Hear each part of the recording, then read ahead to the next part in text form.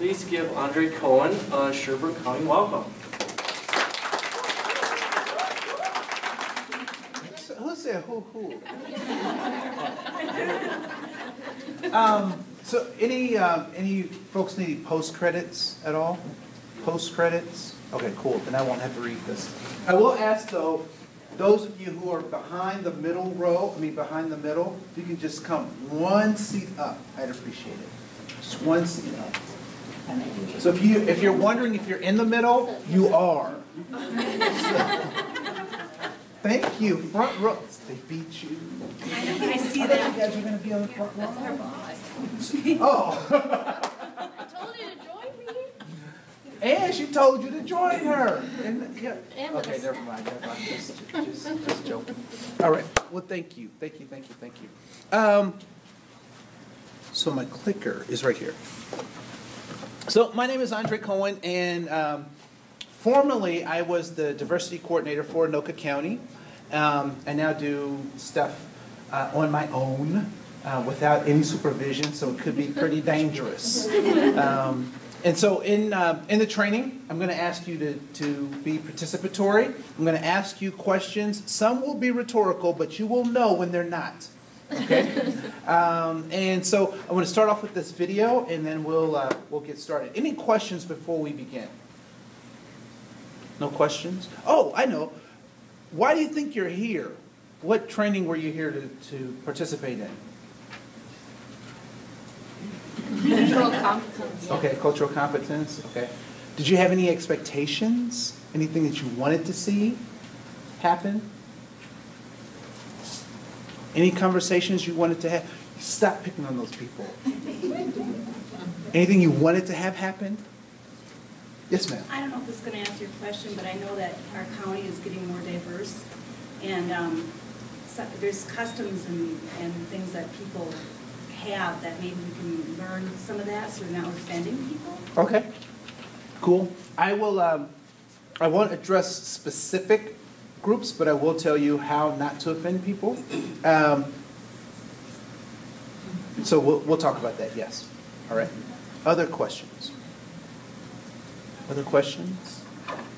Going once, twice, and sold. All right, so we'll go ahead and get started. This is a video that, so first of all, is anyone familiar with T-Pain?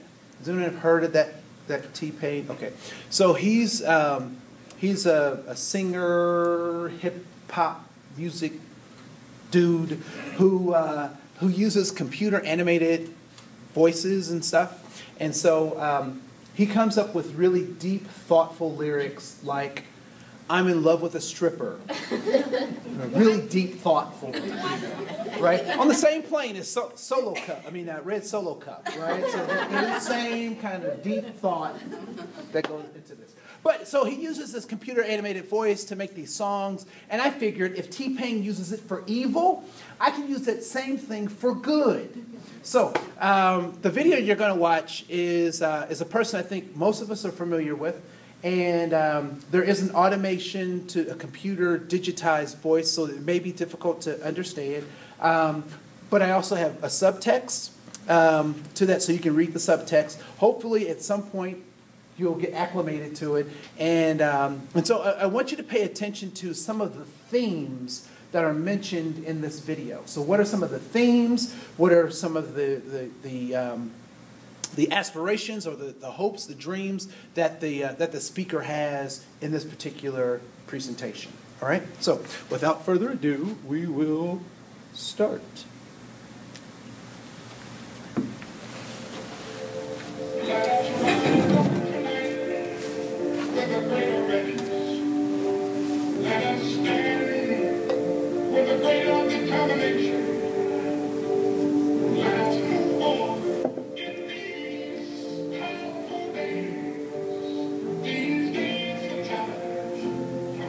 America, wait on me. We got some different days ahead.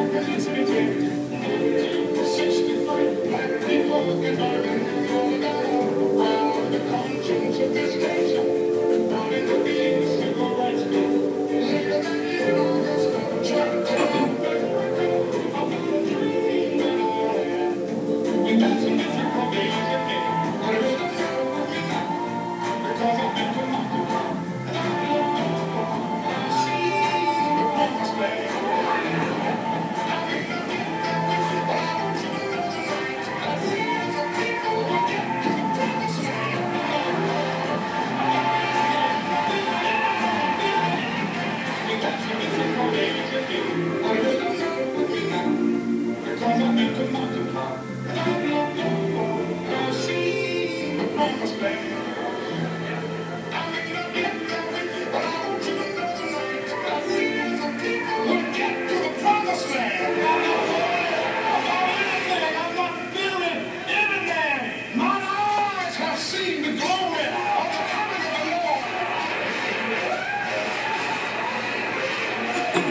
right, so the speaker is obviously whom? Martin Luther King Jr. Right? Yep. So Reverend Dr. Martin Luther King Jr. Right? And does anyone know what excerpt or what part of that speech that musical piece came from? That was a part of a speech. I Have a Dream. That's always a great guess. not it. But that is in fact not it. Is that the one from Memphis at the garbage truck? As a matter of fact, it is. Yep. So you have the context. You have a great context. What was the name of the speech? It was in what he was delivering. Promised Land? So what was so one of the things that he kept saying is the Promised Land, right? The name of the speech, in fact, was the Mountaintop Experience, right? And so other pieces of context that are important to this, because every time I hear this, it sends chills down my spine. And it sends chills down my spine because this is the speech that he gave the night before he was assassinated. And so what were some of the themes? Well, I'll just tell you. Some of the themes for me that strike me when I hear this is that he says, I won't make it, but we will. Right? Ultimately, we will make it, but I won't be the one. And knowing what history has shown us, that he was, being prophetic and saying, there's something that's going to happen, and I don't know when, I don't know how, but it's not going to be me. And I'm not afraid.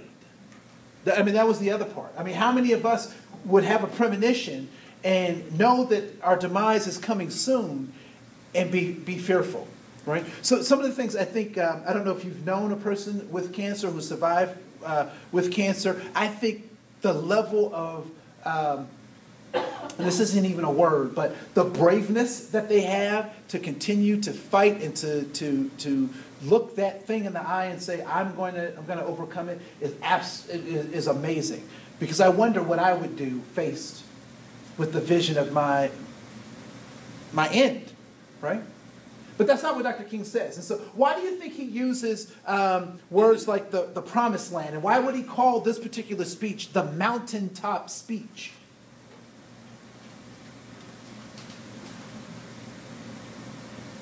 Why do you think he would use it? Yes? Maybe it's some kind of biblical meaning that people of the Israelites wanted to make it to the Promised Land. Okay. So he's equating. Now, I want to be real clear that Dr. King, Reverend Dr. King, right, is staying on message, right? His profession is that he's a reverend. So obviously he would take that struggle that the children of Israel were having and apply that in his profession, right? So this is his profession. And so he does exactly that. He compares the civil rights struggle with that of the children of Israel in their exodus from Egypt. And many of us have seen the Charlton Heston movie, right? Right around Easter time, they always, let my people go, all that kind of stuff. Out of that cold, dead hand. Oh, no, that's the NRA speech. I get right? So he uses this metaphor, if you will, and he also compares himself. If we follow that metaphor, then he must be what character in that metaphor? Moses, right? And like Moses, Moses was not able to enter into the promised land, neither would Dr. King, but he makes a promise that the people will. Now, the interesting thing is that the children of Israel, they lose Moses. Moses has been good to them. He got them out of the promised land, out of the talons of Pharaoh, and now they're on the brink of going into what was known as the promised land for them. And so they send in a couple of spies. And they send in 2 teams of spies. And they come back with 2 different reports. So one team goes out, Joshua and Caleb, and they say, oh my goodness, it's everything that was promised to us. There's milk and honey flowing. There's, grapes the size of a man's hand. Let's do it. And then the other team comes back and says, yes, There are grapes the size of a man's hand, and there is milk and honey, but there are also monsters and giants in the land. And so the people, being optimistic, decide to go with whom? The people with the good report. So they say, all right, we can go in there and we can fight these monsters and we can do this stuff and get all the stuff that belongs to us because we deserve it and it belongs to us. Yes.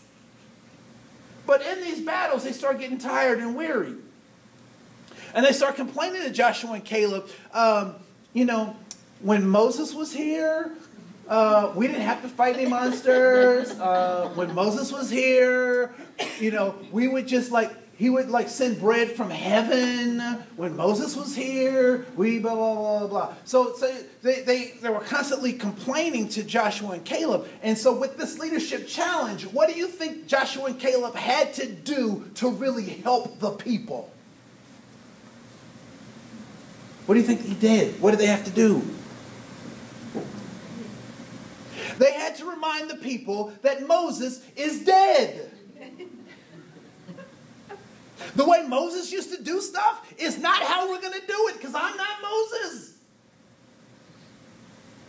All too often our society and our communities are looking for another Dr. Martin Luther King Jr.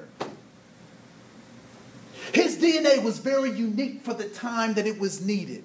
The universe said, I need somebody who can, ... So they put together all of his DNA and all of his stuff, and bam, there was Martin. Will there be another Teresa, Mother Teresa? No, there will never be another Mother Teresa. There will never be another Gandhi. All of their DNA was unique for the time that they were called to be here. Will there be another you? Your DNA is unique for the time that you're called to be here. We eat cereal pretty much the same way that Gandhi would eat and that Dr. King would eat and that Mother Teresa would eat. We're born very similarly and we exit all the same way. So what are we going to do with the time that we have? Extraordinary people are called on at extraordinary times. And every day of our lives is an extraordinary time. Our ability to help or hurt someone is in our mouths and in our hands. So we're going to talk about how do we equip our minds and our hearts and our hands to become more effective in helping people. All right? Cool.